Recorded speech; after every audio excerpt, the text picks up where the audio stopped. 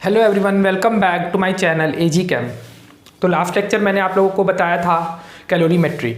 आज मैं एक और नया क्वेश्चन लेके आया हूं जो कि क्वेश्चन ऑफ द डे है, किरचॉफ इक्वेशन पे बेस्ड है। आज हम लोग किरचॉफ इक्वेशन पढ़ेंगे, सबसे इंपॉर्टेंट टॉपिक है आज का।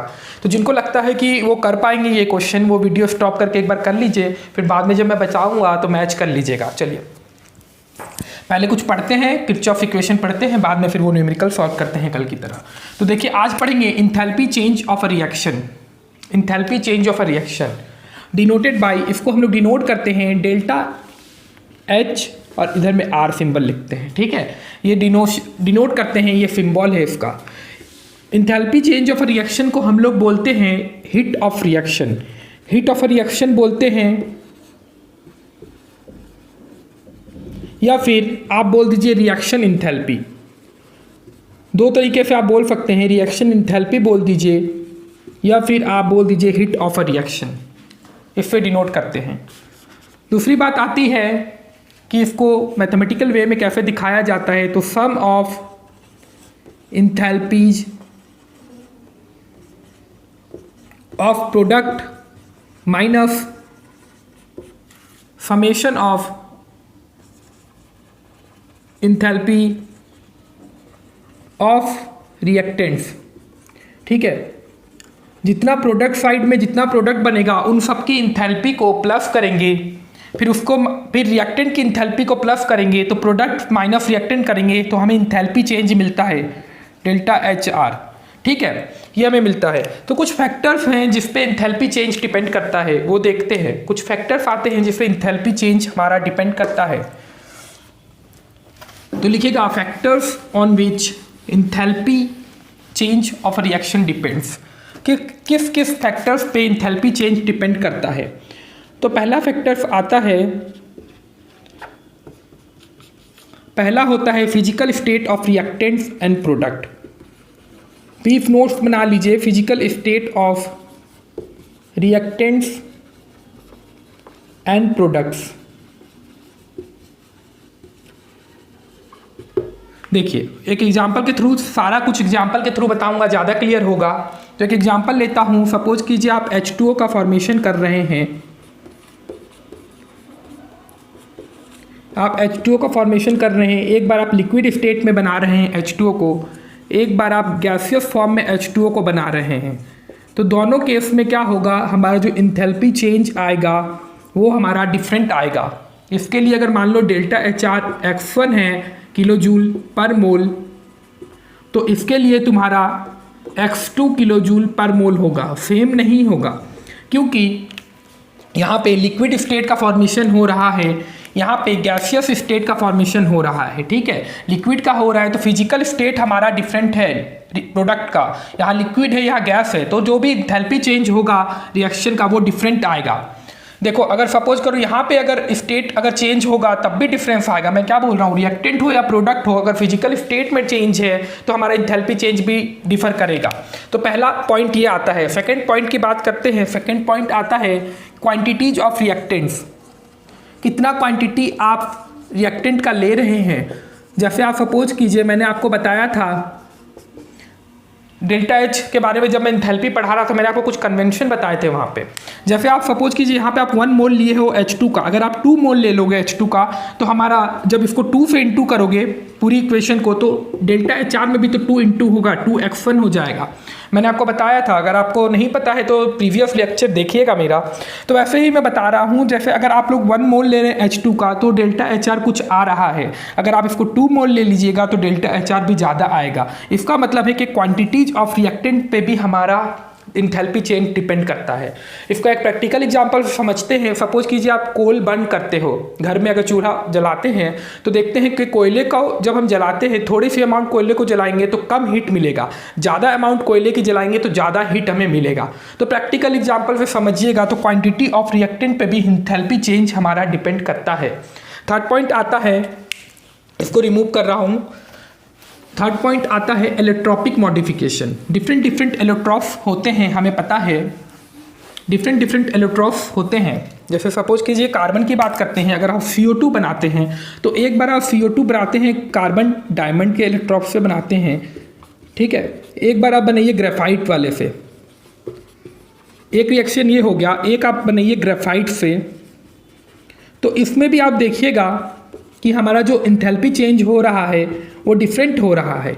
इसमें भी डिफरेंट होगा, इसमें भी, दोनों अलग होगा, डिफरेंट होगा इंथैल्पी चेंज। इंथैल्पी चेंज तो होगा यहाँ पे, वो डिफरेंट होगा। क्यों डिफरेंट होगा? क्योंकि यहाँ पे डायमंड का इलेक्ट्रॉप है कार्बन का, और यहाँ ग्रेफाइट का है, बाकी पूरी कंडीशन सेम है। तो देखिए इलेक्ट्रॉपिक मॉडिफिकेशन, थर्ड पॉइंट लिख लीजिएगा, इलेक्ट्रॉपिक मॉडिफिकेशन। इलेक्ट्रॉपिक मॉडिफिकेशन है थर्ड पॉइंट, कि अगर हम इलेक्ट्रॉन्स अगर डिफरेंट ले लेते हैं, सपोज कीजिए आप सल्फर के केस में रोम्बिक सल्फर ले लीजिए, या मोनोहाइड्रल सल्फर ले लीजिए, मोनोक्लिनिक ले लीजिए, रोम्बिक सल्फर ले लीजिए, तो वहाँ पर भी चेंज होगा क्योंकि इलेक्ट्रॉन्स वहाँ पे डिफरेंट हो रहे हैं।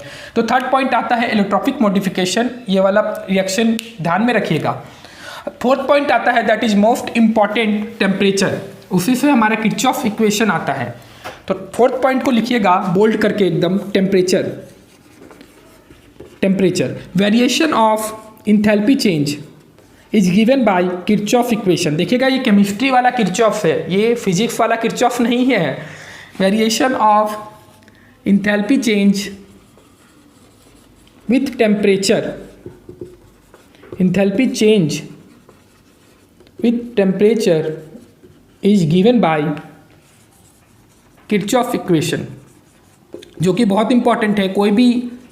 कोई भी पेपर की तैयारी कीजिए, किरचॉफ इक्वेशन, चाहे आप नेट दीजिए, चाहे आप गेट दीजिए, या चाहे आप आईटी जैम जेई जो भी दीजिए, Kirchhoff equation one of the most important topic of enthalpy change. इस टॉपिक का variation of enthalpy change with temperature is given by Kirchhoff equation. इसकी जो इक्वेशन है वो ये है, delta H T two minus delta H T one equals to T two minus T one into summation में देंगे C P product minus C P reactants. ठीक है, समझ में आ रहा है? Molar heat capacity at constant pressure product का minus molar heat capacity at constant pressure reactant का माइनस करेंगे। न्यूमेरिकल के थ्रू समझेंगे, ज़्यादा क्लियर होगा। ये किरचॉफ की इक्वेशन है, ये हमेशा याद रखिएगा। इसी इक्वेशन से सिंपल इक्वेशन पे क्वेश्चन आता है, ज़्यादा घुमा फिरा के नहीं पूछता है। बस ये फॉर्मूला इक्वेशन याद है आपको तो क्वेश्चन इजीली सॉल्व हो जाएगा, केवल वैल्यू पुट करनी होती है। चलिए अब हम लोग क्या करेंगे, वो क्वेश्चन सॉल्व करेंगे जो कि किरचॉफ इक्वेशन पे बेस्ड है। ये रिमूव कर रहा हूँ, इक्वेशन नहीं रिमूव करूँगा, इक्वेशन का काम है हमें भी। तो देखिए क्वेश्चन में क्या क्या गिवन है वो बता देता हूँ। क्वेश्चन में हमें गिवन है delta H T two that is delta H 373, मतलब delta H T two given है। देखिए क्वेश्चन में पुट कीजिए और लिखिए डेल्टा एच 373 माइनस हमें निकालना क्या है, delta H enthalpy of the reaction हमें निकालना है, delta H T two, delta H T one ये है जो कि गिवन है हमारा, माइनस डेल्टा एच 298 केल्विन। ठीक है, अब T2 माइनस T1 है तो T2 यहाँ पे क्या है 373 केल्विन है, minus 298 kelvin that is T1। ठीक है, अब हमें क्या फाइंड करना है, डेल्टा CP फाइंड करना है हमें। वो हम कैसे फाइंड करेंगे वो देखिए, डेल्टा CP का फॉर्मूला बताया हूँ। प्रोडक्ट का जितना हमारा CP आएगा तो प्रोडक्ट का कितना है गिवन है, प्रोडक्ट हमारा NO2 है यहाँ पे, तो प्रोडक्ट CP देखो NO2 का गिवन है 37.20 joule kelvin inverse mole inverse. ठीक है, माइनस रिएक्टेंट का, रिएक्टेंट में क्या है तुम्हारा हाफ N2 प्लस O2 है, तो इसमें पुट कीजिए हाफ N2 का कितना दिया हुआ है, N2 का 29.13 joule kelvin inverse mole inverse दिया हुआ है, प्लस O2 का CP कितना दिया हुआ है 29.36 जूल केल्विन इनवर्स, यूनिट का ध्यान दीजिएगा, मोल इनवर्स। देखिए ये पूरा सॉल्व कर लीजिएगा तो डेल्टा CP निकल के आएगा जूल में निकल के आएगा, joule kelvin inverse mole inverse में निकल के आएगा। तो आपको उसको किलो जूल में ट्रांसफर कर लेना है, क्योंकि हमारा delta H 298 kelvin kilo joule में गिवन है। तो आपको जितना निकल के आएगा डेल्टा CP उसको किलो जूल में कन्वर्ट कर लीजिएगा, किलो जूल में कन्वर्ट करके फॉर्मूला पे पुट कीजिएगा। यहाँ पे जब आप डेल्टा CP पुट कीजिएगा तो केल्विन से केल्विन, देखो इसका भी तो केल्विन होगा, और यहाँ पे आप किलो जूल पर मोल इनवर्स केल्विन इनवर्स कीजिएगा तो केल्विन से केल्विन कट जाएगा, किलो जूल, सॉरी ये केल्विन है, केल्विन से केल्विन कटेगा तो किलो जूल पर मोल इन्वर्स इधर में आएगा और ये तुम्हारा किलो जूल पर मोल में दिया हुआ है तो इधर आके प्लस हो जाएगा। तो देखिए फाइनल इक्वेशन जो बनेगी डेल्टा एच 373 इक्वल्स टू, एक सेकेंड लगता है मेरा वीडियो रुक गया है, एक सेकेंड मुझे देखने दीजिए। नहीं वीडियो फ्रेम हो रहा है। देखिए delta H 373 equals to delta H 298 kelvin plus T2 minus T1 इसका जितना भी आएगा वो डेल्टा T जितना भी आएगा इनटू डेल्टा CP। ये कर लीजिएगा, इक्वेशन हमारा ये सॉल्व कर लीजिएगा, डेल्टा एच 373 डिग्री पे आ जाएगा। देखिए सॉल्व कीजिएगा, मैथमेटिक्स पार्ट है, सॉल्व कर लीजिएगा और आंसर मुझे कमेंट सेक्शन में बताइएगा, ठीक है। चलिए ये तो इतनी बात हो गई। एक चीज़ और बता देता हूँ कि देखिए यहाँ पे क्या होता है कि हम लोग स्टैंडर्ड इंथैल्पी चेंज की बात करते हैं फॉर आवर कन्वीनियंस, क्योंकि क्या होता है कि देखो मैं भी बता रहा हूँ कितने इतने फैक्टर्स है उस पर डिपेंड करता है। तो कुछ हम लोग फिक्स कर देते हैं कि स्टैंडर्ड इंथैल्पी ऑफ रिएक्शन की बात करते हैं। अगर कुछ भी गिवन नहीं है तो सपोज कीजिए स्टैंडर्ड इंथैल्पी चेंज की वो बात कर रहा है। स्टैंडर्ड इंथैल्पी चेंज कब होगा? जब हमारा रिएक्टेंट और प्रोडक्ट उसके स्टैंडर्ड स्टेट में गिवन होगा।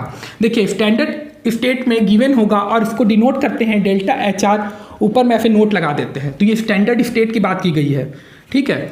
तो हम लोग अपने कन्वीनियंस के लिए स्टैंडर्ड इंथैल्पी चेंज की बात करते हैं। कब स्टैंडर्ड इंथैल्पी चेंज होगा? जब रिएक्टेंट और प्रोडक्ट अपने स्टैंडर्ड स्टेट्स में होते हैं तब स्टैंडर्ड इंथैल्पी चेंज की बात करते हैं, उसको डिनोट करते हैं। कुछ नहीं करना, ऊपर में एक खाली बिंदी लगा देना है। तो सपोज ये बिंदी देख के आप समझ जाइएगा कि स्टैंडर्ड इंथैल्पी चेंज की बात हो रही है।